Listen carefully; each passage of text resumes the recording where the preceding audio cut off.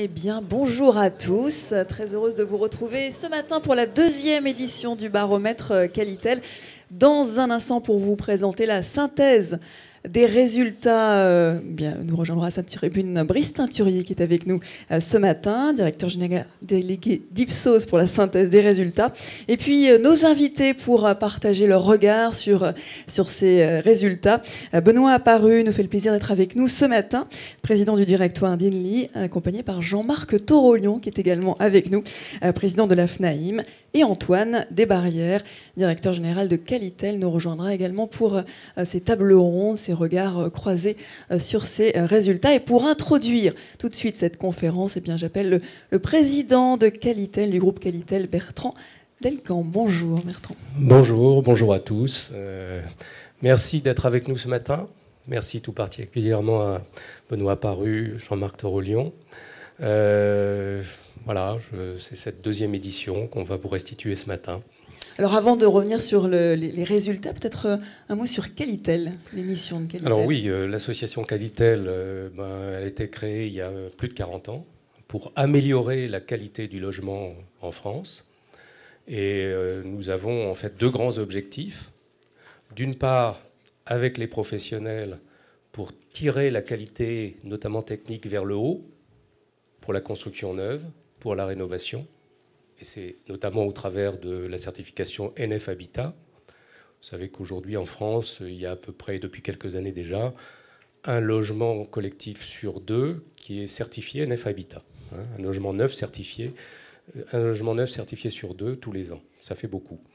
Et puis l'autre grand objectif, c'est au travers de l'information du grand public, nous efforçons de faire connaître, faire comprendre de plus en plus, de mieux en mieux aux occupants les déterminants de la qualité de vie à la maison. Alors pourquoi sommes-nous réunis ce matin? Quel est l'intérêt de ce baromètre que vous avez mis en place? Alors ce baromètre, il est récent. C'est l'an dernier, donc en 2017. Nous avons créé, en nous appuyant sur Ipsos, que je remercie, une enquête, pour la première fois une enquête de masse, d'ampleur, de grande ampleur, destinée à donner la parole aux occupants des logements en matière de ressenti, de qualité perçue, comment finalement les Français vivent dans leur logement, de quoi ils sont satisfaits, qu'est-ce qui va moins bien. Voilà.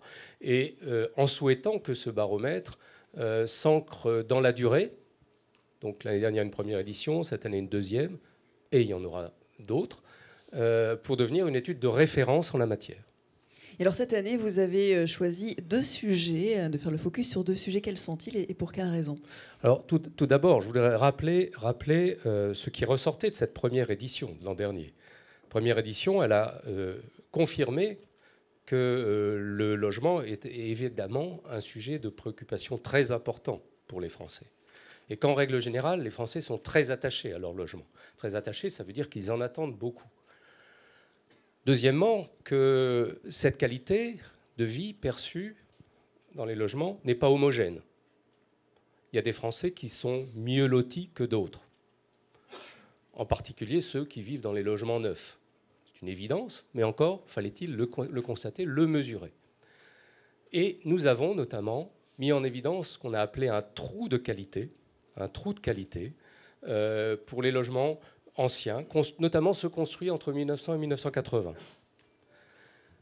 Et donc, cette deuxième édition, c'est pour ça que cette deuxième édition, elle s'est donnée comme un premier objectif, c'est d'apprécier finalement l'enjeu de la rénovation. La rénovation des logements anciens. On voit que c'est un enjeu donc socialement important.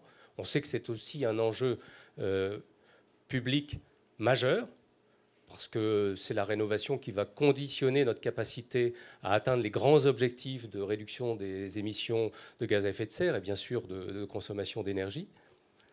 Mais donc, en quoi finalement, qu'est-ce qu'il faut faire pour que cette rénovation soit efficace du point de vue des occupants? En quoi la rénovation peut-elle améliorer la qualité de vie des Français et quelles sont ces conditions pour qu'elle soit effectivement pertinente et efficace? Premier sujet, donc la rénovation. Et alors le second? Alors, Le second, il est un peu lié à ce premier, mais c'est plus un sujet un peu d'actualité, plus récent. C'est qu'on constate de plus en plus le développement des logements connectés, de ce qu'on appelle les logements connectés. Et donc, on va profiter de cette deuxième édition pour essayer d'apprécier l'efficacité de ces services connectés, de cette première génération de services connectés. En quoi ces services connectés peuvent-ils améliorer la qualité de vie à la maison? Et éventuellement, effectivement, aussi, quels sont les obstacles qui peuvent empêcher ou contrarier leur développement généralisé, leur appropriation en grande masse par les Français. Voilà les deux thèmes de ce baromètre, la rénovation, les logements connectés. Je vais vous laisser maintenant découvrir les résultats de ce baromètre. Merci beaucoup Bertrand Delcamp pour cette introduction. Merci à vous. Donc 2 sujets. Rénovation objet connecté, 2 parties dans cette matinée. Et j'invite Brice Teinturier à nous rejoindre, évidemment, pour nous divulguer, nous dévoiler les grands enseignements de cette première partie, en tout cas sur la rénovation. Bonjour, merci de nous accueillir pour cette deuxième édition, donc, et merci à Qualitel de nous avoir confié la réalisation de cet outil, qui est un très bel outil.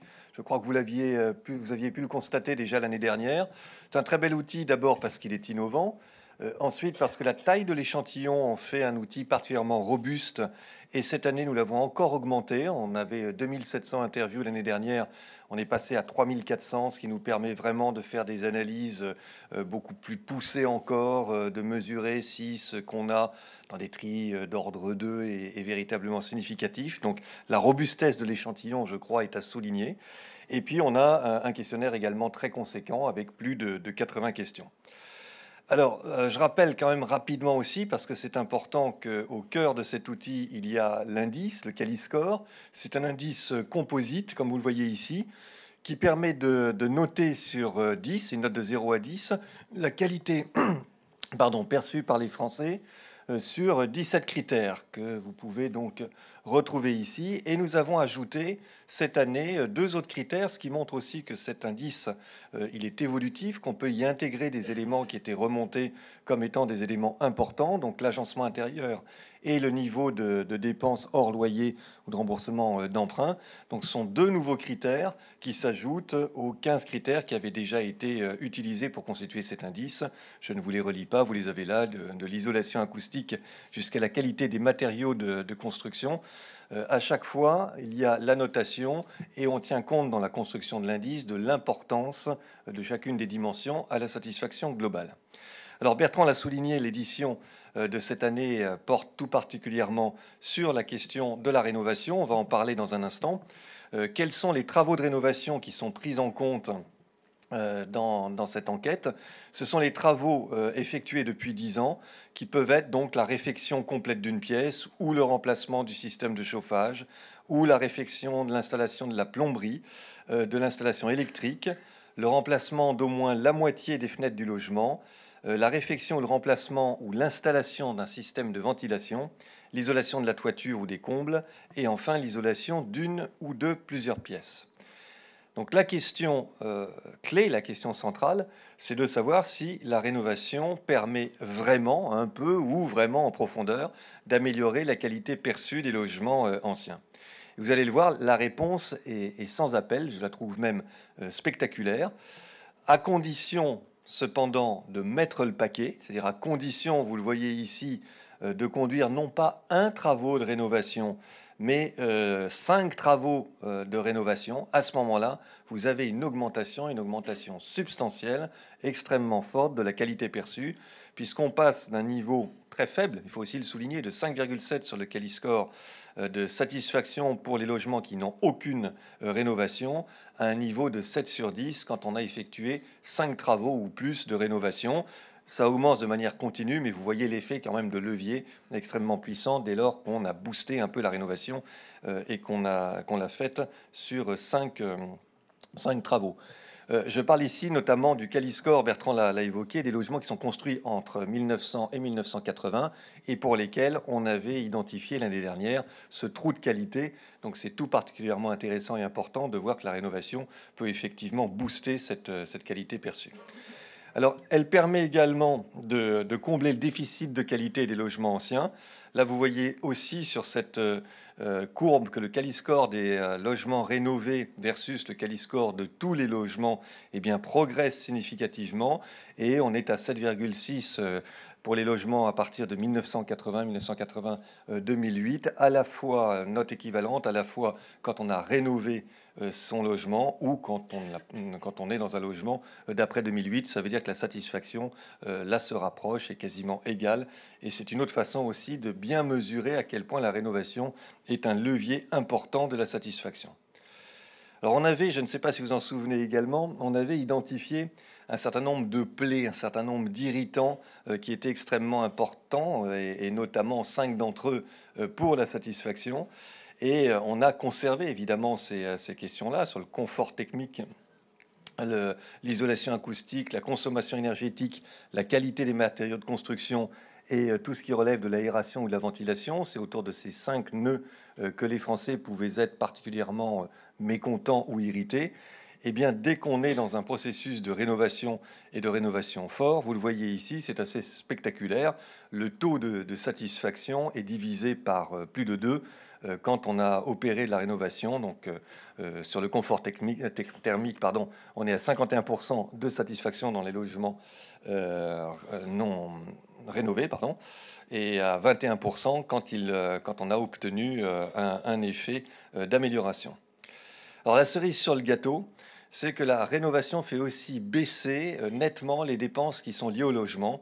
Quand on pose cet indicateur, je suis satisfait ou pas du niveau annuel des dépenses liées à mon logement, on est à 57% dans les logements anciens non rénovés, ceux de 1900 à 1980, et à 70% sur les logements anciens rénovés. Donc c'est un gap de 13 points, c'est assez spectaculaire, et c'est un niveau là qui permet en termes de satisfaction d'être dans une zone qui est une zone tout à fait positive et appréciable.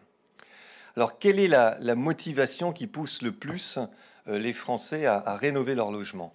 Ce n'est pas, contrairement à une idée reçue, le désir de faire des économies. C'est véritablement la question du confort.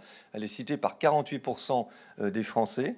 La réduction des dépenses, notamment liées à l'énergie, vient en deuxième position, mais assez loin derrière, à 37% de mémoire. Donc c'est véritablement cet attachement que vous évoquiez, Monsieur le Président, et qui fait qu'on rénove son logement parce qu'on y est attaché et parce qu'on vise tout simplement un confort plus important. Et quels sont les travaux les plus réalisés? Eh bien, c'est d'abord le remplacement du système de chauffage, 45%, mais à égalité avec la réfection complète d'une pièce, soit la salle de bain, la cuisine, le salon, etc. C'est également le remplacement d'au moins la moitié des fenêtres, la réfection de l'installation électrique pour un gros tiers des Français, 36%, et puis enfin l'isolation de la toiture et des combles, 35%. Donc il y a un écart de 10 points entre ce qui est le plus utilisé, le plus réalisé et le moins réalisé, mais vous voyez que c'est autour de ce bouquet de rénovation que les choses se font principalement. Et j'ai lâché le terme parce qu'il existe effectivement un bouquet de travaux qui, lorsqu'ils sont réalisés ensemble, font bondir la qualité perçue. Alors, il y a plusieurs bouquets possibles, il y a plusieurs combinaisons possibles, on les a étudiées. Celle qu'on vous indique là est véritablement celle qui produit un surcroît de qualité perçue le plus important. Et donc, le Quali-score augmente substantiellement quand on opère à la fois la réfection complète d'une pièce, en y ajoutant la réfection ou le remplacement ou l'installation de l'ensemble du système de ventilation et l'isolation d'une ou de plusieurs pièces. À ce moment-là, on a un Quali-score qui grimpe à 7,5 contre, je le rappelle, 5,7 dans les logements non rénovés, toujours pour ces logements de 1900 à 1980. Donc ce bouquet de rénovation est véritablement le levier qui permet d'obtenir le gain le plus important de qualité perçue. Quand on fait un petit focus sur les travaux d'isolation pour identifier le choix le plus gagnant, eh bien, les Français qui habitent dans l'ancien et qui ont réalisé des travaux d'isolation d'une ou de plusieurs pièces sont nettement plus satisfaits que les autres. Vous le voyez ici, le confort thermique de leur logement, on est à 80% de satisfaction, c'est 20 points de plus que ceux qui n'ont pas réalisé ce type de travaux. Et puis en termes de consommation énergétique également, le gap est important, 20 points, 75% de satisfaction versus 57% pour ceux qui n'ont pas opéré ce type de travaux. Voilà pour ce premier volet. Et nous verrons ensuite les objets connectés, enfin tout ce qui relève de la domotique. Voilà, dans la deuxième partie. Merci Brice Naturier. Venez vous installer. Benoît Apparu, Jean-Marc Torolion, venez nous rejoindre avec Antoine Desbarrières. Allez-y. Voilà, Benoît Apparu, président du directoire d'Inly, filiale du groupe Action Logement, l'organisme, je le rappelle, chargé de gérer les fonds versés par les entreprises. C'est ce que l'on appelait avant le 1% logement, consacré au logement intermédiaire.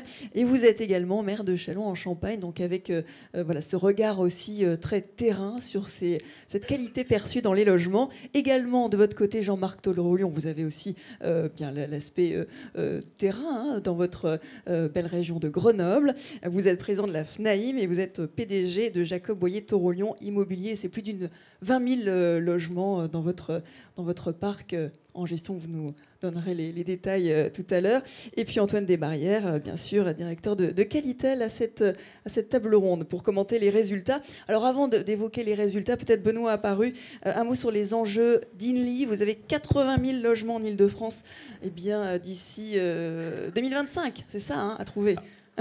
Pas à trouver, à construire. À construire, c'est ça. Ouais. Ou à acheter. Enfin, à trouver les fonds pour les construire, c'est ça que je voulais dire. En fait, nous avons effectivement un projet d'entreprise. Il est une filiale du groupe Action Logement, vous l'avez évoqué, une filiale spécialisée dans le logement intermédiaire, qui n'est donc pas une société HLM, mais une société privée classique, avec un mode de financement traditionnel, c'est-à-dire hors celui du logement social. Et notre objectif, c'est de combler le fossé, le trou, qui reste très prégnant en Ile-de-France entre le logement social et le logement privé.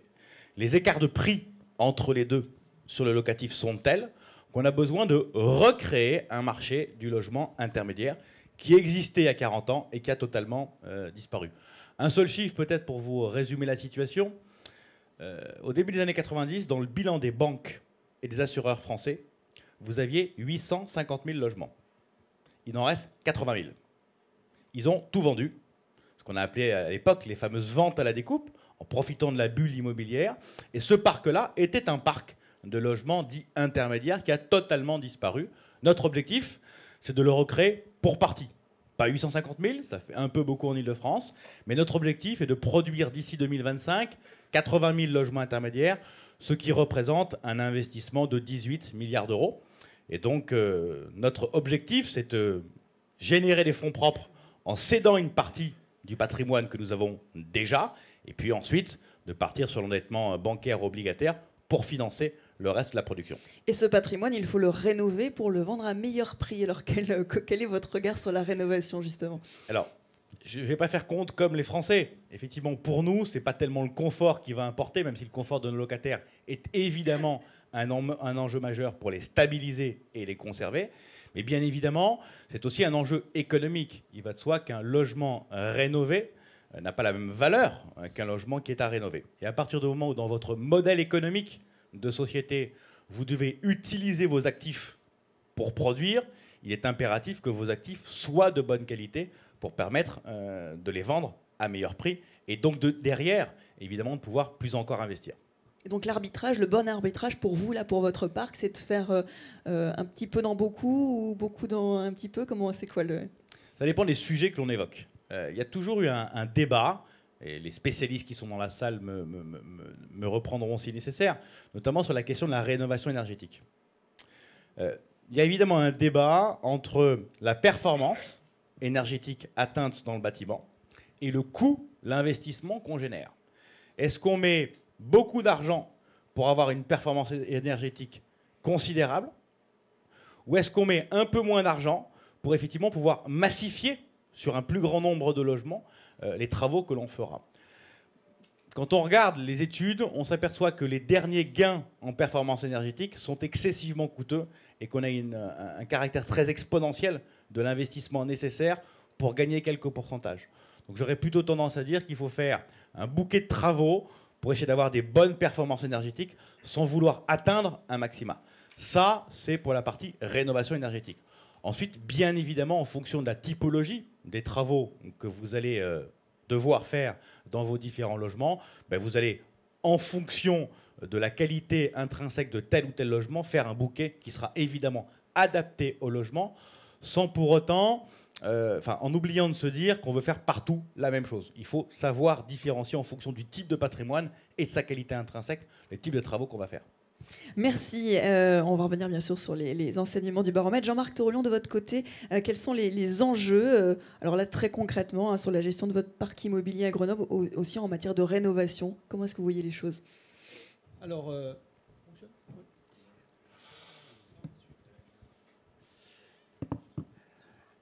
la particularité que l'on peut avoir quand on est un acteur de terrain du secteur privé, c'est qu'on a finalement une vision de 3 marchés. Je les appelle marchés parce que pour nous c'est un marché naturellement, mais la copropriété d'une part, le parc locatif privé d'autre part, et puis la transaction. Et donc ce qui est intéressant pour nous, c'est d'observer quel est finalement le degré d'appétence du copropriétaire, du propriétaire bailleur ou de l'acquéreur et du vendeur dans ces sujets-là. Ce dont on se rend compte aujourd'hui, c'est que cette appétence sur des sujets de rénovation, sur des sujets de confort, elle croît. Mais elle croît aussi parce que finalement, on nous a donné un certain nombre d'instruments qui permettent de le mesurer. Le DPE, qui n'existait pas il y a quelques années. Le diagnostic électrique, vous avez vu que 39%, pour 39% des sondés, le confort électrique, en tout cas la rénovation électrique, a du sens. Et donc, finalement, ces paramètres-là sont en train de s'installer. Et je vais citer un chiffre d'un sondage que nous avions fait grâce à cette excellente maison Ipsos lors de notre conférence de presse du mois de juin, où finalement 75% des Français qui ont acquis un logement en 2017 connaissaient le classement énergétique du logement qu'ils avaient acheté, ce qui est un chiffre qui est en croissance d'une façon exponentielle. Donc ça montre bien que malgré tout, ces aspects-là sont en train de se mettre en place. Ceci étant, on ne parle pas de la même façon à un copropriétaire, un propriétaire bailleur et un acquéreur et un vendeur. Concernant ces derniers, soyons clairs, ce n'est pas encore quelque chose qui est déterminant dans la prise de décision, me semble-t-il. Concernant en revanche le parc privé locatif, il y a un énorme enjeu. Il y a un énorme enjeu parce que l'essentiel de ce parc date d'avant 1945. Et on a quand même une qualité de locataire aujourd'hui qui porte une exigence, ce qui est normal. Et donc, on a un véritable discours à tenir sur la rénovation de nos logements, non pas pour augmenter les loyers, parce que, hormis certaines situations, je dirais que les loyers sont plutôt flats, mais pour en fait maintenir d'un point de vue concurrentiel ce que j'appellerais un produit qui corresponde à la demande. Et vous voyez, dans le sondage qui était très intéressant, c'était la rénovation des pièces. Aujourd'hui, un bailleur, pour moi, doit naturellement avoir fait l'essentiel des travaux d'isolation thermique par le changement des fenêtres. C'est ce qu'il maîtrise en réalité. Il doit naturellement délivrer une installation électrique qui est sécurisée. C'est le diagnostic électrique. Mais il doit naturellement avoir totalement rénové l'intégralité de son sanitaire. Sinon, il ne trouvera plus preneur. Concernant la copropriété, l'enjeu est différent, parce que la copropriété, me doit apparu le souligner, je pense qu'on s'est trompé, et le sondage est d'ailleurs très intéressant de ce point de vue-là, je pense qu'on s'est trompé un petit peu sur le discours que l'on a tenu. En réalité, les retours sur investissement dans ce genre d'investissement sont très longs. Un retour sur investissement pour du changement de fenêtre, c'est 20 ans. Un retour d'investissement sur une isolation thermique par l'extérieur, c'est quasiment 20 ans. Un changement de chaudière, le retour sur investissement peut être assez puissant au chauffage collectif, 5 ans. Et donc, quand on voit ça, si on embarque nos copropriétaires en leur disant « vous allez économiser des charges, ça va être formidable », eh ben on va à l'échec. C'est pas le déclencheur, quoi. Non, c'est pas le déclencheur. Parler à quelqu'un qui a 70 ans, qui est dans son appartement, ou à 80 ans, c'est pas le déclencheur. Le primo-accédant, il a un budget très serré, c'est pas un élément suffisant. Non, on le voit bien, 48%, c'est le confort. Et donc, c'est bien une notion de confort qu'il faut mettre en avant. Et un deuxième, à mon avis, c'est aussi la pérennité du capital. C'est-à-dire que ce sont ces deux éléments-là qui seront les facteurs qui seront déclencheurs et qui sont les éléments déclencheurs pour embarquer une copropriété, pour prendre cet exemple-là, dans une opération lourde de rénovation. Avec au moins 5, voilà, un bouquet suffisamment important pour Alors, oui, après, ça dépend. Si vous voulez, il y a la décision collective. On a un débat là sur la refonte du droit de la copropriété qui est très important, qui est déterminant. Ça concerne 10 millions de logements. Évidemment, la copropriété va maîtriser un certain nombre de choses. Tout ce qui est l'environnement collectif, il ne maîtrisera pas forcément la rénovation intérieure des logements.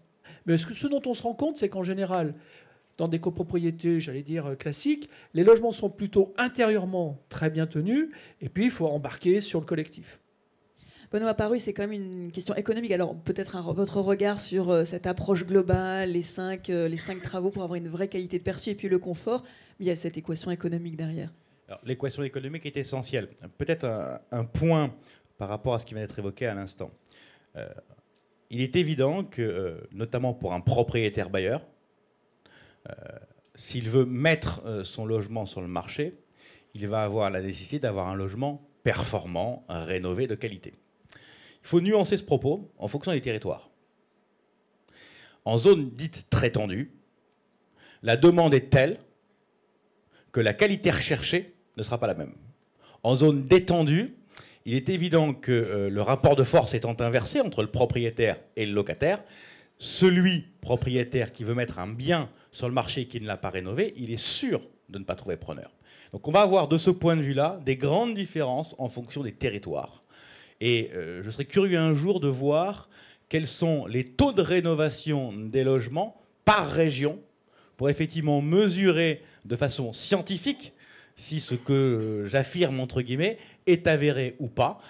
Ça me paraîtrait un élément très pertinent parce que je suis à peu près convaincu que le taux de rénovation à Paris ou le taux de rénovation en fin fond de la Creuse ne sera pas tout à fait le même. Voilà, c'est une piste... Non, c'est pas une piste de question pour Ipsos. Hein. Si. À mon avis, il y a une vraie... convaincu qu'il y a une vraie différence territoriale au regard de ces points-là. Et donc, que les conséquences sur le confort et la qualité ressentie par les uns et par les autres dans son logement, sera très différente en fonction des territoires. Deuxième élément, oui, c'est une équation économique. Et l'équation économique pour des bailleurs institutionnels, quel que soit leur statut, c'est aussi des arbitrages entre l'investissement pour produire du neuf et l'investissement pour rénover. Et là encore, pardonnez-moi cette répétition, on aura des arbitrages très différents en fonction des territoires. En Île-de-France, l'objectif politique, dans le bon sens du terme, il n'y en a pas de mauvais d'ailleurs, mais dans le bon sens du terme, l'objectif politique que nous poursuivons les uns et les autres, c'est de produire massivement. Et donc il y aura peut-être un arbitrage au bénéfice de la production de logements neufs versus l'arbitrage envers la rénovation des logements existants. Là encore, dans des territoires détendus, l'arbitrage sera inverse et les sommes investies en réhab seront beaucoup plus lourdes qu'en production parce que la production n'est pas nécessaire. Alors on a vu le budget, l'annonce du budget hier. Qu'est-ce que vous avez, vous, comme solution pour augmenter cette rénovation? Puis on passera la parole aussi à vous, Jean-Marc Torolion. Qu'est-ce qui pourrait faire que, alors même en territoire tendu, cette rénovation, qu'il y ait un coup d'accélérateur sur la rénovation des logements et donc l'amélioration de la qualité perçue? Alors la réponse évidente pour tout le monde, ça s'appelle en général du crédit d'impôt. À titre personnel, j'y suis totalement défavorable. Totalement défavorable pour une seule raison, les équilibres budgétaires. On peut pas continuer les uns et les autres à vouloir tout et son contraire. À déplorer un niveau d'endettement, un niveau de déficit croissant ou plutôt qui ne baisse pas assez vite, et de l'autre côté, en permanence, réclamer des dépenses supplémentaires. Il faut cette cohérence. Premier élément. Deuxième élément, je reste convaincu à titre personnel que les équations financières et la relation que nous aurons, notamment sur les questions de performance énergétique, avec les énergéticiens d'un côté et de l'autre avec les assureurs, est essentielle. Pourquoi les assureurs? Parce que l'une des difficultés que nous avons pour l'équation économique privée que nous pouvons porter lorsque chacun va à titre individuel rénover son logement, c'est de se dire, est-ce que je peux garantir au banquier et à l'assureur qui est derrière que l'investissement que je génère, même si j'ai un retour sur investissement tardif, va me permettre d'économiser des charges de fonctionnement quotidien du logement. En gros, ce qui est accepté pour une entreprise aujourd'hui, qui va sans trop de difficulté aller voir son banquier pour lui dire « je mets tant de millions d'euros pour rénover mon immeuble ». Je vais donc réduire mes dépenses de fonctionnement. C'est accepté pour une entreprise. Ce modèle économique-là, il n'est pas encore totalement calé pour les individus. Et là, il y a à mon avis un effort important à faire pour effectivement pouvoir prouver au banquier et donc à l'assureur qui est derrière le retour sur investissement possible, même s'il est long. Alors justement, côté FNAIM, comment voilà, booster la rénovation? Quelles sont les solutions selon vous, Jean-Marc Torolion? Alors, moi, je partage le discours de responsabilité parce que, effectivement, je pense que, alors bien sûr, on dit le logement coûte 42 milliards, rapporte 74 milliards. Bon. Mais je crois qu'il y a 60, alors ça dépend les calculs. Ça dépend les calculs. Hein. Mais ceci étant, je pense qu'il n'y a pas de fatalité à ce que l'ensemble de l'industrie immobilière, je l'appelle comme ça, production de logements neufs, rénovation de l'ancien, transaction de l'ancien, location, soit sous perfusion de l'argent public. Donc il faut effectivement, à partir de ce moment-là, avoir des solutions. Et moi, ce qui m'a étonné, c'est que quand le gouvernement, le ministère de la Transition écologique a présenté son plan de rénovation concernant le bâtiment ancien énergétique, on a balayé un certain nombre de mesures. Et quand on a finalement parlé copropriété, on a parlé de tout sauf d'un instrument, qui est l'obligation d'avoir des fonds de travaux dans tous les copropriétés à hauteur de 5% du budget quasiment. Voilà. Et ça, on en discutait à Bercy vendredi dernier lors d'une réunion organisée par la chancellerie sur la refonte de la copropriété. Le sujet, c'était le financement de la copropriété. Et ça, c'est un instrument qui, à mon avis, mérite toute l'attention. Pourquoi ? Parce que quand on réfléchit bien, c'est des centaines de millions d'euros qui sont mis finalement chaque année de côté et qui, si on les réglemente un tout petit peu pour éviter de les utiliser à tort et à travers dans des travaux d'entretien, et si on les inscrit dans la durée, pour financer une rénovation énergétique de notre parc, je pense que là, on a quelque chose d'intéressant. Et ce que nous proposons, nous, c'est de dire, finalement, si une copropriété fait des efforts vertueux d'épargne pour un projet identifié, pourquoi l'ANA, dans le cadre de son plan Habiter mieux, qui a à peu près 800 millions pour les copropriétés dans le secteur privé, pourquoi l'ANA ne réaliserait pas un abondement qui serait, j'allais dire, proportionnel à trouver sur ce taux d'effort? Et à ce moment-là, on fait coup double, si vous voulez. 1, on mobilise, on motive. 2, on aide, mais sur des fonds qui existent. Et 3, on crée de l'activité par rapport à une industrie du bâtiment qui se fait du souci par rapport au retournement du logement neuf. Et donc là, on a véritablement des instruments très intéressants. Alors bien sûr, on pourrait inventer aussi une forme d'amortissement du surcoût de la rénovation énergétique sur le plan fiscal. Les bailleurs, eux, peuvent déduire que peuvent faire les copropriétaires. Mais on crée évidemment une charge fiscale. Bien, mais donc voilà. Et ensuite, je pense aussi que pour les individuels, les maisons individuelles, n'oublions pas que nos concitoyens sont majoritairement logés en maisons individuelles. On pourrait, à mon avis, substituer à un plan d'épargne logement un plan rénovation énergétique avec la même logique. Indépendamment de ça, et je parle pour ma profession, et je parle pour les syndics de copropriété, mais l'ensemble de la profession, j'ai déjà dit dans d'autres circonstances que les acteurs de l'immobilier que nous sommes, syndics, gestionnaires, vendeurs, nous sommes mal formés, nous ne sommes pas encore en phase avec ces enjeux-là. Je le dis d'autant plus simplement et d'autant plus humblement que je le mesure même dans mon entreprise. Et dans ces conditions, on a créé à l'École supérieure de l'immobilier une filière de la qualification énergétique que j'ai fait d'ailleurs auditer par le ministère de la Transition écologique parce que nous souhaitons embarquer les syndics beaucoup plus fortement en tant que porteurs de projets sur ce mouvement-là. Merci. Benoît Apparu et ensuite Antoine Desbarrières pour conclure cette première partie. Juste un mot, plutôt un chiffre. Est-ce que vous connaissez la valeur des actifs du logement social français? Nous avons en France 5 millions de logements. Ces 5 millions de logements, logements locatifs sociaux, représentent des actifs de 500 milliards d'euros. 500 milliards d'euros quand on valorise chaque logement à 100 000 euros. 500 milliards. Est-ce qu'on peut imaginer qu'une industrie, le logement social français, qui est à la tête de 500 milliards d'euros d'actifs, pourrait peut-être réfléchir à d'autres modèles de financement qu'un modèle de financement appuyé exclusivement sur l'argent public? avec 500 milliards d'actifs, il me semble qu'il y a des pistes de travail possibles. Merci Benoît Paris. Antoine Desmariés, alors voilà, quel est votre regard sur cette première partie, sur la rénovation et les enseignements du baromètre? Mon regard, tout d'abord, c'est que ce baromètre et les résultats, en tout cas, sont plutôt rassurants pour Qualitel, puisque il démontre que finalement, la qualité perçue, elle s'apprécie bien de façon globale et multicritère.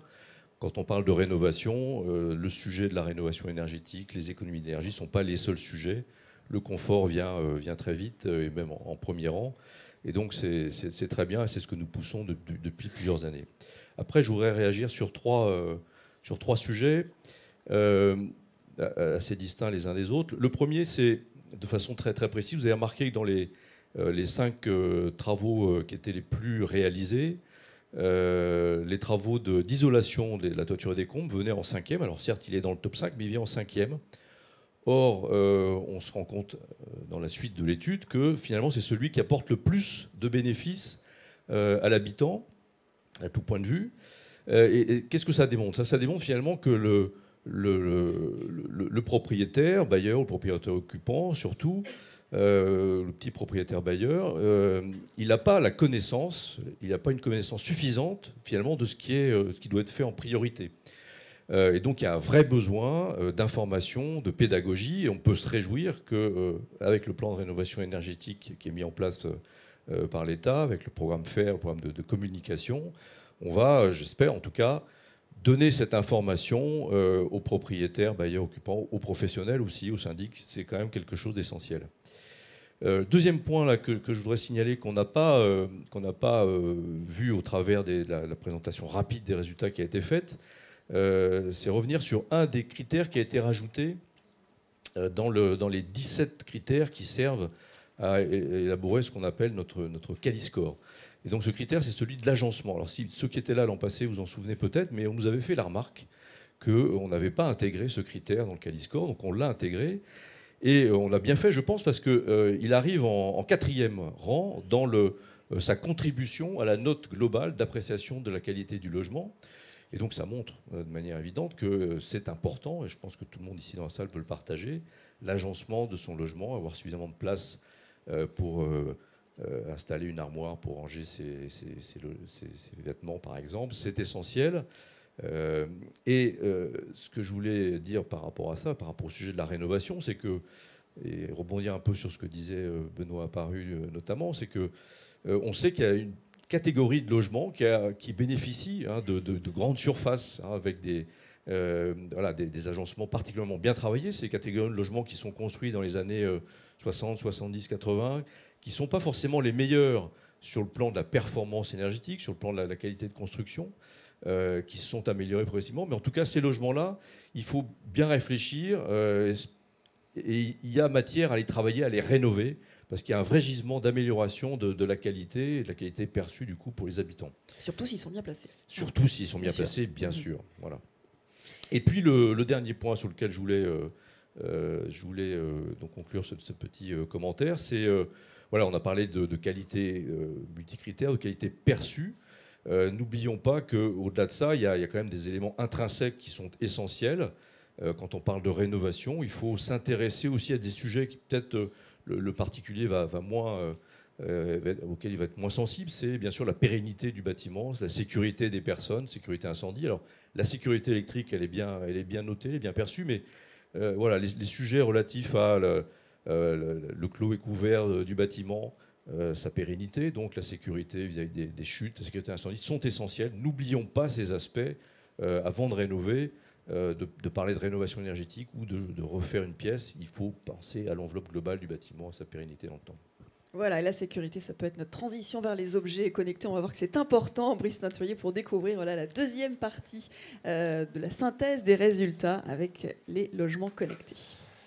Et avec une question qui est, est-ce que le logement connecté permet vraiment, ou de manière anecdotique, de contribuer à une satisfaction de vie à la maison?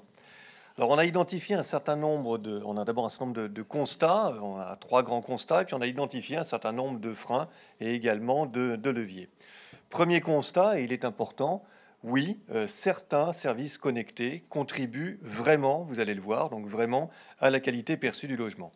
Par exemple, si vous prenez la question d'un équipement qui alerte d'une inactivité suspecte chez une personne handicapée ou âgée, à ce moment-là, 60% des Français qui possèdent ce type d'équipement se disent satisfaits de l'adaptation de leur logement aux personnes handicapées ou âgées, et c'est 42% chez ceux qui n'ont pas ce type d'équipement. Donc véritablement, dans cette situation, il y a une amélioration, une satisfaction perçue qui est bien plus importante.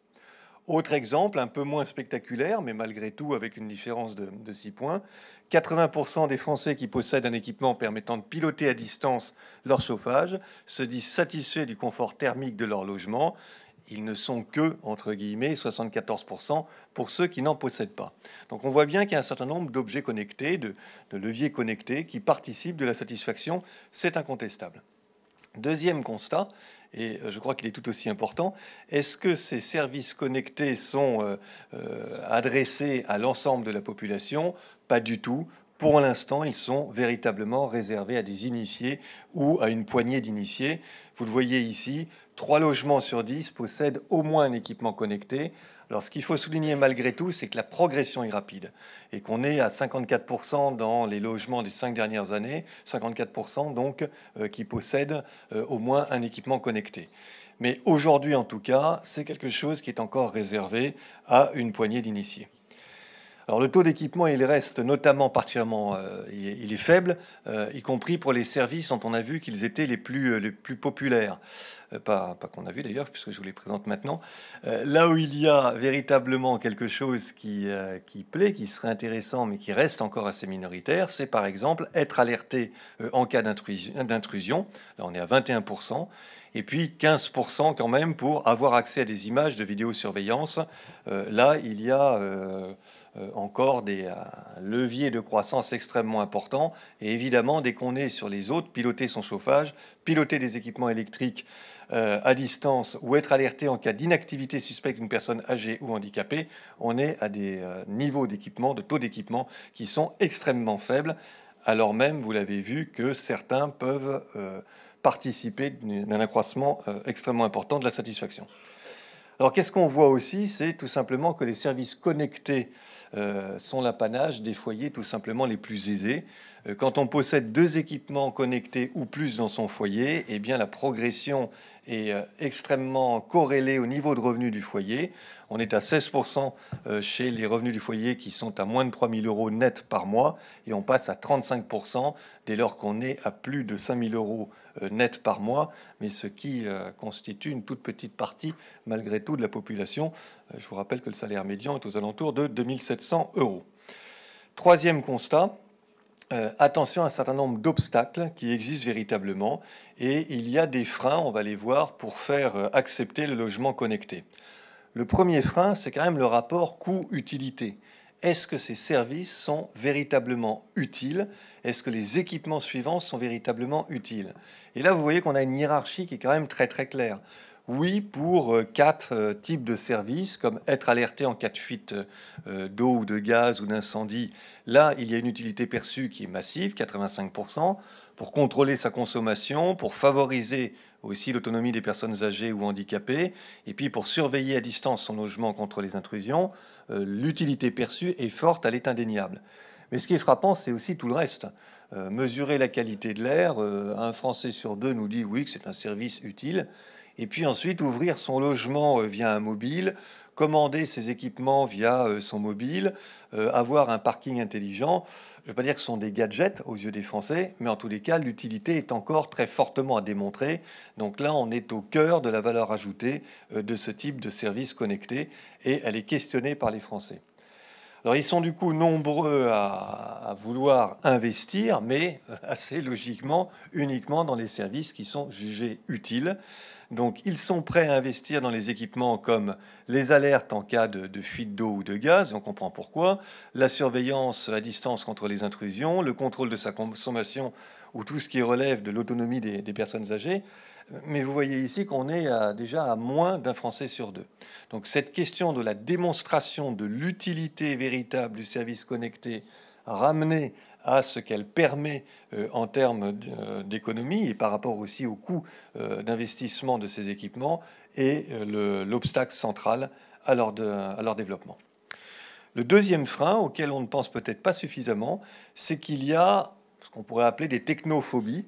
En tous les cas, ce que je vais vous montrer là, je crois, ne vaut pas que pour le domaine dont on parle ce matin, mais quand vous posez cette question, je considère qu'il y a dans mon quotidien juste ce qu'il faut de technologie, trop de technologie ou pas assez de technologie. Vous voyez que les Français qui considèrent qu'il n'y a pas assez de technologie, qui seraient en demande de technologie supplémentaire, sont archi minoritaires. Ils sont à peu près entre 9 et 3%. Il y a une petite corrélation avec l'âge, mais elle est très faible. Donc, y compris chez les jeunes, il n'y a pas une demande de technologie accrue. Et au contraire, on a même presque un tiers de la population. Et là encore, avec de faibles variations suivant l'âge. Vous le voyez, 27% chez les plus jeunes, 31% chez les plus de 60 ans. Donc, 30-31% de Français qui considèrent qu'il y a trop de technologie. Donc l'appétence, l'avidité vient se cumuler ici, ou le manque d'appétence plutôt, à la question de l'utilité. Alors, malgré tout, plus on a d'enfants à la maison, il y a aussi des facteurs qui vont prédisposer à ces freins.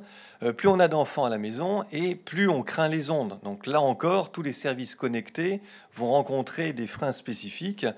Quand on a peur que les ondes Wi-Fi ou électromagnétiques nuisent à la santé ou à celle de ses proches, eh bien, on est 61% quand dans le foyer, dans la maison, il y a 4 personnes ou plus, et on n'est que 45% à le déclarer quand vous êtes tout seul dans le foyer.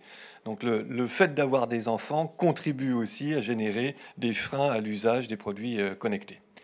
Et puis enfin, on peut avoir tout simplement peur à travers ces objets-là, peur que, pour 75% d'être français, qu'il y ait un piratage des informations concernant sa vie privée et que ces informations soient récupérées par quelqu'un de malveillant, et 73% que des entreprises récupèrent ces informations personnelles pour un usage commercial. Là, de ce point de vue, les choses ont considérablement évolué au cours des dernières années. Il y a quelques années, les Français n'étaient pas du tout sensibles à cette question des informations personnelles qu'on pouvait comme ça récupérer à leur insu. On a eu ensuite une deuxième étape où ils considéraient que finalement, il y avait un gagnant-gagnant qui pouvait se jouer. Très bien, je laisse des traces, je donne des informations, mais ça me permet d'avoir des services plus adaptés à ma situation, pourquoi pas. Ils ont même considéré à un moment donné et compris que ça avait de la valeur. Donc on voit des Français qui voudraient avoir une rétrocession pécuniaire de ces informations. Et aujourd'hui, vous le voyez ici, ils sont de plus en plus inquiets de l'usage détourné qu'on peut faire de ces informations personnelles.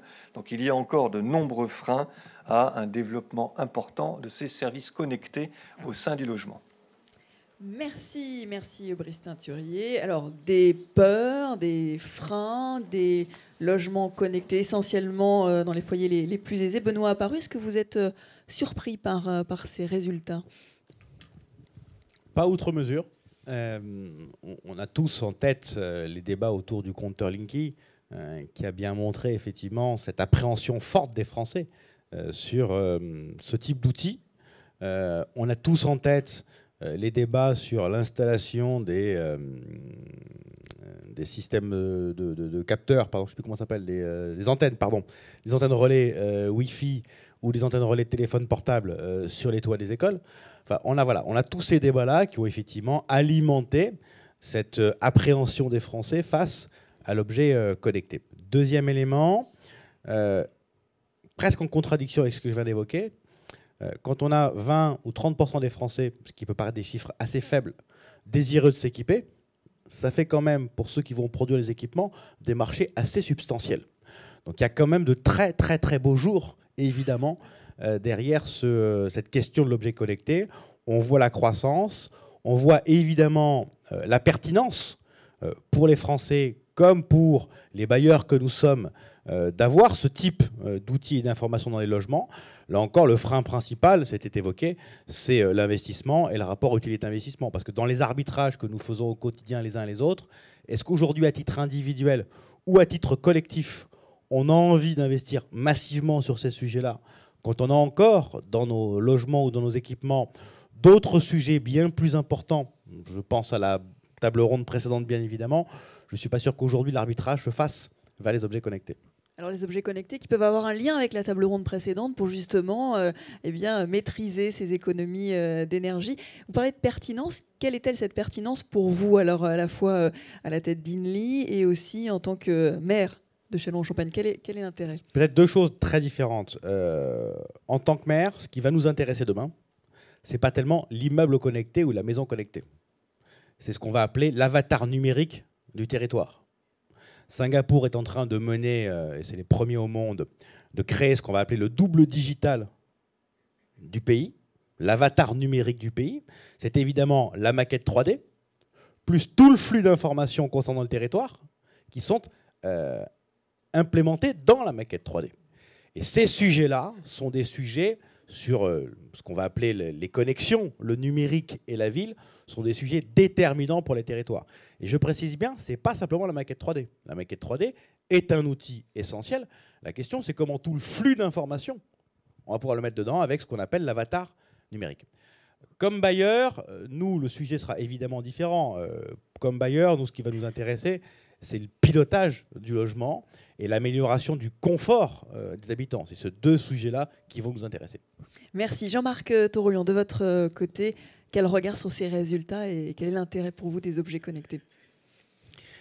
Alors, je pense que les Français, dans ces réponses-là, sont très nuancés, mais pour la raison suivante. Je pense qu'il ne faut pas sous-estimer le fait que son logement, quelle que soit la qualité que l'on a, propriétaire ou locataire, c'est quand même l'enceinte, j'allais dire, de la sphère la plus intime. Et à un moment donné, la notion de domicile en droit, c'est quand même très important. La puissance publique s'arrête à la porte de mon domicile. Beaucoup de choses s'arrêtent à la porte de mon domicile. Et quand je suis chez moi, je suis dans ma sphère intime unique. Ne le sous-estimez pas, parce que les Français ont un rapport à la pierre qui est quand même un rapport très, très particulier, notamment un rapport affectif très puissant, qui est assez original par rapport à d'autres pays d'ailleurs. Là, c'est la crainte de l'intrusion. Et donc, je pense qu'il y a effectivement une volonté de conserver sa liberté totale d'usage de son logement. En même temps, dans le monde dans lequel nous vivons, n'oublions pas que c'est la technologie qui dicte les usages. Si on avait parié sur l'iPhone tel qu'il allait se développer, je pense que peu de gens auraient eu la vision de son développement. Et donc, on est à la charnière. Mais je vais faire une remarque un peu plus politique. Je pense aussi que dans le discours politique ambiant, où on parle de bonus, de malus, on prend un bien et on dit c'est une poubelle énergétique. Je pense que tous ces mots-là, il faut faire très attention et qu'à un moment donné, il ne faut pas que l'État se monte donneur de leçons et intrusif dans le comportement général que l'on souhaite avoir de son logement. Moi, j'y suis totalement opposé. On accompagne, on fait de la pédagogie, mais on ne punit pas. Alors, vous comprenez, si demain, ma donnée de consommation, parce qu'on estimera que ma donnée moyenne dans un immeuble s'étend et que si je suis au-dessus, il faudrait peut-être que je sois taxé, etc. Donc, il y a un moment donné où les Français ont envie de dire, attention, hein, je suis chez moi, je fais ce que je veux. Et je garde la maîtrise, et même je garde si mon la logement est maîtrise connecté. Totale de la donnée, même si mon logement est connecté. Et après, je pense que les développements, le bon sens pratique, fera que les choix se feront sur des technologies dont on aura véritablement l'utilité, ou dont finalement, parce qu'elles concentreront finalement plusieurs fonctionnalités par rapport à des fonctionnalités qui sont proposées aujourd'hui d'une façon diverse, elles auront une pertinence. Je finirai par une chose. Moi, il y a quand même quelque chose qui m'intéresse en tant que syndic de copropriété, c'est l'immeuble connecté sur l'ensemble des services, des fluides et, j'allais dire, des éléments d'équipement que nous donnons à nos copropriétaires. Je pense que le syndic, d'ici, à mon avis, 5 ou 6 ans, et en tout cas les immeubles neufs qu'on nous livre, il faudrait qu'ils soient comme ça, nous puissions en temps réel, avec nos applicatifs métiers, être informés de la panne d'ascenseur, d'une perte de charge sur un réseau d'alimentation d'eau froide, d'une perte de charge sur un réseau d'alimentation d'eau chaude, d'une chute brutale du circuit d'eau chaude, de la température du circuit d'eau chaude qui porte un danger de légionellose. Bref, je pense que là, on peut aller très très vite, et je pense que là, il y a de la matière, et pour le coup, on ferait des gains de productivité, on apporterait du service, et on ferait une gestion optimum de ce qu'on nous livre. Là, il y a un sujet. Et il y a également le maintien des personnes âgées ou en situation de handicap à domicile. Ça aussi, c'est un enjeu important. Oui, c'est un enjeu important parce que le taux de propriétaires parmi les plus de 65 ans est très élevé. C'est le baby boom qui a connu les 30 glorieuses, qui est au papy boom. D'ailleurs, ça pose un sujet, à mon avis, très intéressant de ce patrimoine dans son devenir. Et effectivement, là, il y a le maintien à domicile, pour le coup, et je dirais même que il y a une utilité sociale à faire en sorte que on puisse apporter une sécurité dans cet usage de fin de vie, finalement, que peut avoir demain un logement. Et de ce point de vue-là, effectivement, l'aspect connecté est très intéressant pour la famille comme pour les aides-soignants. Mais je dirais, voilà, l'assistance à domicile, ou alors même le concierge, le gardien d'immeuble. Et je pense qu'on a fait une erreur, mais c'est un autre sujet, de supprimer les gardiens concierges. Je pense qu'on devrait avoir une vraie politique là-dessus, parce qu'on peut ramener aussi l'ensemble de ces objets connectés à un point fixe dans l'immeuble qui permettent une assistance immédiate, indépendamment de la famille ou des services sociaux. Merci Antoine Desbarrières. Alors voilà, sur ces résultats et sur les commentaires de ces résultats également. Quel est votre regard ?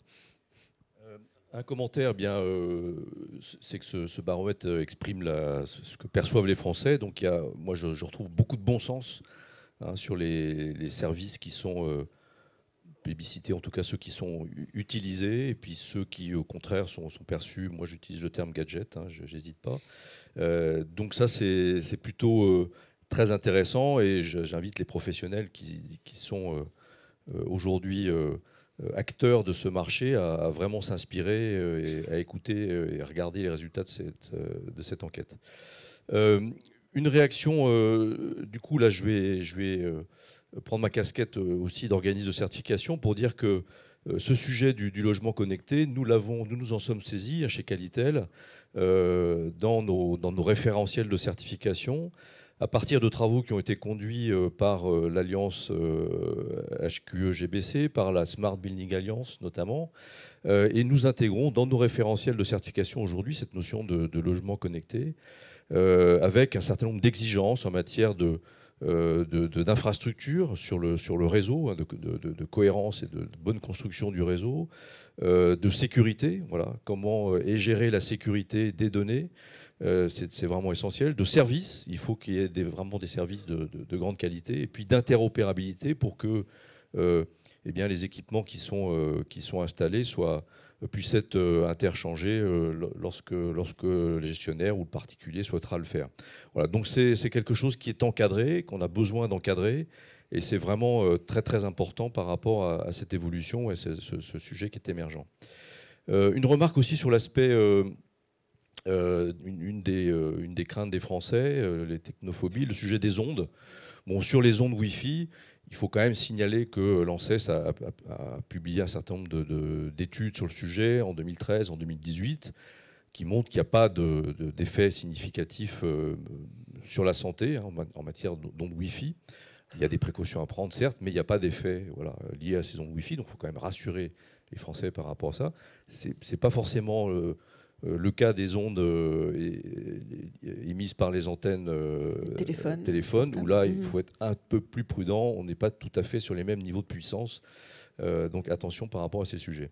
Et puis, dernier point, mais vous l'avez souligné, moi je trouve que ça fait bien le lien d'ailleurs entre nos deux thèmes, entre la rénovation du logement et puis cette notion de logement connecté. C'est le maintien à domicile des personnes âgées. L'un et l'autre, je pense, doivent être associés. Quand on rénove, on doit aussi penser effectivement dans la durée à son maintien personnel, à domicile, son maintien propre. Et les objets connectés vont aussi nous permettre de rester plus longtemps chez nous, et on en a vraiment besoin. C'est un enjeu économique majeur, parce que construire 80 000 logements, on voit que ça coûte très cher, ça va être compliqué. Donc c'est bien si on peut conserver les logements existants en les améliorant, au moins de ce point de vue-là. Avant de vous passer la parole pour prendre vos questions et vos réactions, messieurs, un petit élément prospectif. Dans combien de temps à peu près vous pensez que les objets connectés feront complètement, on parlait de l'iPhone tout à l'heure, partie intégrante de notre vie? C'est quoi l'horizon de temps? Si on refait l'étude par exemple dans 5 ans, ça aura beaucoup changé? Boule de cristal. Moi, je pense que dans 5 ans, oui, ça aura beaucoup changé. Mais la réponse, c'est toujours la même chose. Il faut un étalonnage. Et la réponse va partir, à mon sens, du neuf. L'étalonnage va se faire par l'évolution des logements neufs tels qu'ils nous seront livrés, préconnectés, prédisposés avec un certain nombre d'éléments d'équipement. Cet étalonnage-là donne le là par rapport ensuite au logement existant. Et donc, voilà, c'est là que ça va se jouer. Et puis, moi, je ne sous-estime pas autre chose. Je pense qu'il n'y a pas que Google dans les objets connectés. Il y a aussi la révolution de l'industrie du bâtiment. Et je crois beaucoup à l'innovation dans le bâtiment, à l'innovation dans la qualité des matériaux, dans le même, j'allais dire, les matériaux de demain.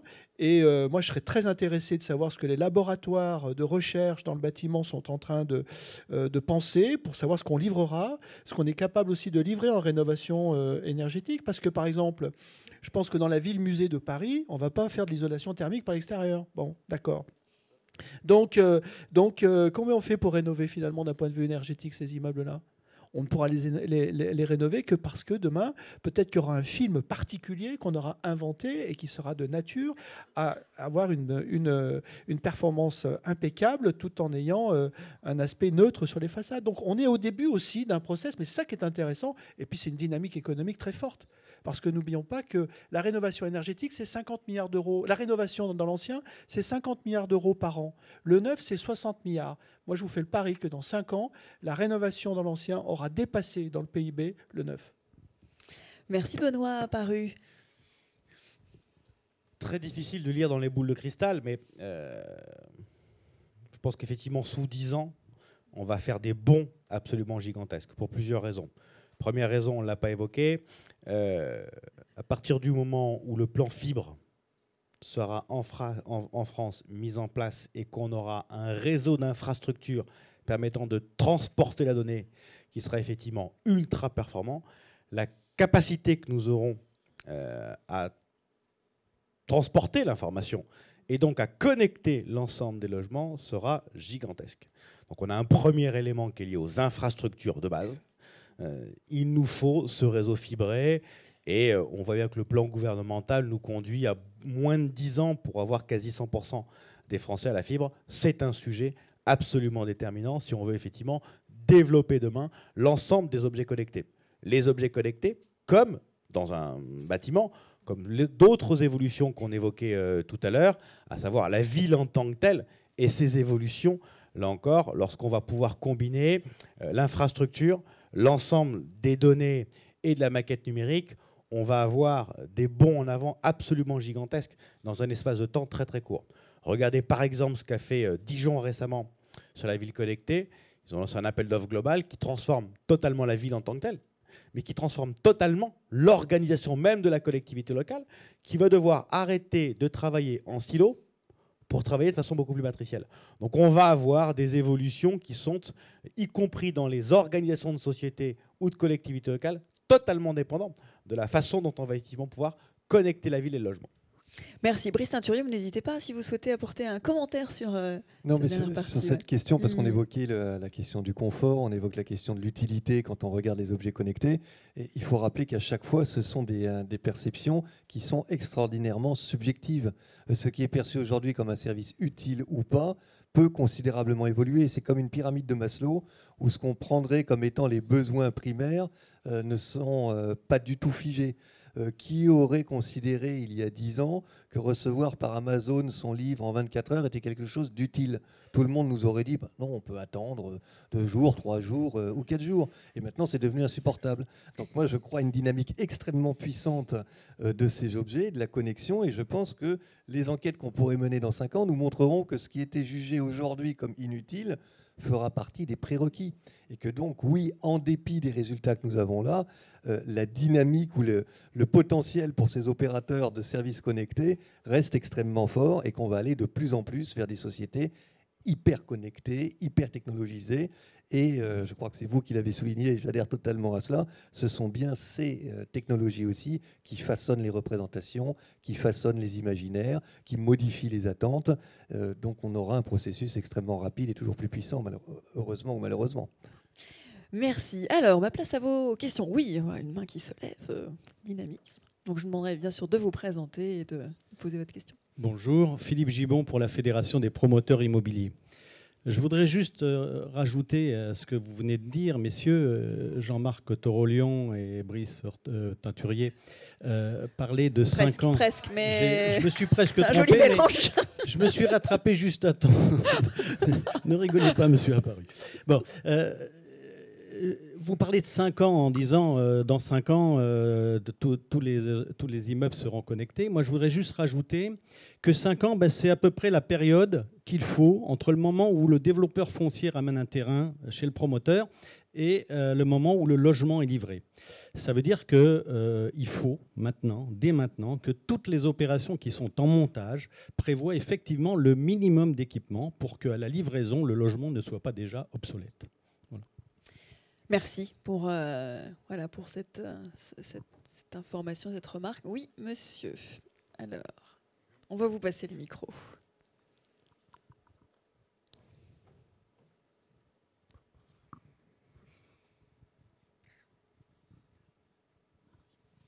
Oui, bonjour, Christian Pesset, RMC Votre Maison et Renault Info Maison. Ma question va être pour Brice Teinturier et puis pour Antoine Desbarrières par rapport à la première table ronde. Lorsque vous avez prononcé le mot logement, j'ai l'impression qu'en face, vous avez surtout mis appartement. Ce que je voulais demander à Brice Teinturier, c'est est-ce que dans son étude, la pondération s'est faite à raison de 56% de logements individuels, essentiellement des maisons, parce qu'évidemment, les enjeux sont complètement différents. Les motivations également des habitants totalement, non pas divergentes, mais différentes. Il est infiniment plus simple, même si ça reste compliqué. De rénover par l'extérieur une maison individuelle qu'un appartement. Il est évident que rénover un immeuble de 80 logements, c'est pas la même chose que 80 maisons individuelles. Et que les contraintes techniques et que aussi les motivations ne sont pas du tout les mêmes, puisqu'évidemment en appartement, la notion de confort va très largement l'emporter sur celle d'économie. Donc voilà, ma question, elle est celle-là. Où est le distinguo entre les deux? Est-ce que c'est une moyenne? Est-ce que vous en avez vraiment tenu compte? Ou est-ce que vous avez focalisé sur le logement individuel, ce qui serait déjà très intéressant? Non, je parle sous le contrôle de mes équipes, Sarah Duhautois notamment, qui est là-haut et qui a travaillé sur tous les aspects d'échantillonnage, mais l'échantillon est totalement représentatif, donc on tient compte dans nos quotas des dimensions que vous évoquez. On n'est pas focalisé uniquement sur du collectif. Je peux prolonger un tout petit peu parce que j'ai souligné le fait que effectivement la majorité des Français étaient logés en logement individuel et donc il fallait adapter les instruments financiers et éventuellement les capacités d'aide à cela. Par contre, il y a une chose que je crois, c'est que le retour sur investissement sur l'individuel en termes d'investissement, en termes d'économie, pour le coup, est beaucoup plus puissant. Et je pense que c'est là il y a un intérêt. Après, le vrai problème, on le sait, c'est que en réalité, quand on est en copropriété, le coût de rénovation est finalement beaucoup plus faible ramené à l'unité que la maison. Donc évidemment, voilà. Et il y a autre chose, c'est que la diversité de l'habitat en individuel est à mon avis beaucoup plus importante. Et on a véritablement un panel extrêmement important. Donc, mais vous avez tout à fait raison de souligner qu'il y aura un enjeu très important sur l'habitat individuel et un enjeu financier. C'est pour ça que je ne veux pas aussi qu'on parle de poubelle énergétique. Parce que derrière une maison qui peut dater des années 60 ou 70, il y a un Français qui a fait ce qu'il a pu, qui l'a acheté, qui l'habite. Et même si effectivement elle est classée G, il est derrière cela. C'est sa maison quand même. C'est sa maison quand même. Bon, rappelons aussi que sur l'habitat individuel, pour le coup, on a une décision qui est beaucoup plus facile à prendre qu'en copropriété. Et c'est quand même un des sujets majeurs, aujourd'hui, c'est prendre cette décision. Et le particulier, dans sa maison, se projettera beaucoup plus facilement dans le temps, dans la durée, sur une rénovation par étape, par exemple. Donc non, bien sûr, l'échantillon, il est global, on traite les deux. Là, on fait un raccourci dans la présentation des résultats, malheureusement. Donc parfois, on parle des deux sans trop faire la différence, mais on traite les deux et on peut sortir des résultats spécifiques à la maison et spécifiques au collectif. D'ailleurs, on le fera. Je pense que c'est très intéressant et d'en faire état et de vous en faire état, Christian Pesset, à RMC notamment. C'est ce que j'indiquais aussi au démarrage. L'intérêt d'avoir un échantillon qui est de cette taille, 3700 individus, c'est qu'on peut établir un certain nombre de tri, à commencer par la variable fondamentale que vous indiquez. Et donc, si vous souhaitez avoir les résultats les uns et les autres par logement individuel ou collectif, on peut tout à fait les sortir, nous les avons. Et il y a de très nombreuses variables comme ça qu'on peut étudier et qu'on a étudiées pour l'analyse de ces résultats. La présentation ici, effectivement, synthétique, parce que l'opération l'exige. Mais on a une richesse d'informations qui est colossale par rapport à ces résultats globaux, ou ces quelques tricks que je vous ai indiqués. Voilà, en revanche, sur la dimension des territoires, on y a pensé, et c'est peut-être un sujet pour l'année prochaine d'ailleurs, mais on a besoin d'avoir des échantillons propres à chaque territoire pour être aussi représentatifs. Donc là, c'est plus difficile, mais en tout cas, c'est très pertinent, bien sûr. Et le baromètre évoluera comme ça au fil de vos remarques, bien sûr. Alors, est-ce qu'il y a d'autres questions? Je me tourne vers ce côté-là de la salle. Non. Eh bien, monsieur, oui. Bonjour, Jean-Pascal Chirin, délégué général du Club de l'amélioration de l'habitat. Alors c'est plus une remarque ou une idée à partager avec un des propos de Jean-Marc Toraillon sur cette notion de protection de la propriété, de l'intimité privée finalement, qui vient s'opposer avec l'intégration de systèmes connectés. On se rend compte au travers des études et de l'observation que nous faisons qu'il y a un rapport entre, on va dire, la propriété privée et la responsabilité collective qui évolue. Ça joue sur, par exemple, bien sûr, la consommation d'énergie et l'équilibre commercial du pays, et sur les rejets de gaz à effet de serre. Ça joue également sur le coût collectif du maintien à domicile ou de l'accidentologie à domicile. On se rend compte qu'en fonction de l'évolution démographique, sociale, il y a un rapport qui change, puisqu'effectivement, il devient nécessaire de mieux inciter les consommateurs à s'engager dans la rénovation énergétique, ou de les inciter dans des dépenses d'amélioration de l'accessibilité ou du maintien à domicile, de façon à, par ailleurs, faire réduire des coûts collectifs dont tout le monde a la responsabilité. Donc c'est là où, effectivement, on peut imaginer que ce rapport, finalement, qui est un petit peu historique, un peu philosophique, entre la propriété et la responsabilité collective amène à changer, et où il devient tout à fait justifiable de promouvoir l'intégration de solutions connectées qui permettent de mieux comprendre et de piloter à distance finalement des comportements d'habitants ou d'habitat et d'interagir dessus. Voilà, c'est une réflexion que nous avons au travers d'études qui ont pu être menées dans notre club de l'amélioration de l'habitat. Je vais prolonger un tout petit peu et je vais vous faire état d'un débat qu'on a eu qui était très intéressant lors des ateliers organisés par la chancellerie sur la réforme de la copropriété qui s'annonce finalement par voie d'ordonnance. On a débattu sur la notion de majorité et notamment d'abaissement des seuils de majorité pour la rénovation énergétique. Et vous aviez effectivement une tendance qui est de considérer qu'il fallait passer à la majorité simple, à la majorité de l'article 24, celle qui est la plus facile à obtenir. Et le débat a tourné justement autour, finalement, de la notion d'être propriétaire dans une copropriété et le fait peut-être d'imposer extrêmement facilement des enjeux lourds budgétaires ramenés à chaque copropriétaire. Et donc, il fallait à la fois satisfaire, sans aucun doute, un critère de facilité, tout en conservant, malgré tout, une certaine sécurité dans la prise de décision, parce qu'à la limite, 2 copropriétaires présents à l'Assemblée générale sur 20, s'il n'y en avait que 2, vous allez me dire les autres avaient qu'à venir, certes, mais quand même, pouvaient décider des enjeux lourds. Et donc, on a décidé, enfin moi j'ai promu un effet cliquet, c'est-à-dire un quorum minimum et une majorité de l'article 24, c'est-à-dire l'article 25. Et donc, sans rentrer dans la technicité, c'est pour vous montrer qu'effectivement, en matière d'habitation collective, ce curseur qu'il faut positionner au juste endroit, sans dénaturer le droit du copropriétaire, tout en abondant dans une décision collective efficace pour aller de l'avant, c'est quelque chose qui est très ténu et qui mérite un équilibre. Bon, je pense qu'on va le trouver, mais voilà, je voulais juste prolonger vos propos, effectivement, par cette illustration. Merci. Il nous reste le temps d'une dernière question, s'il y en a une.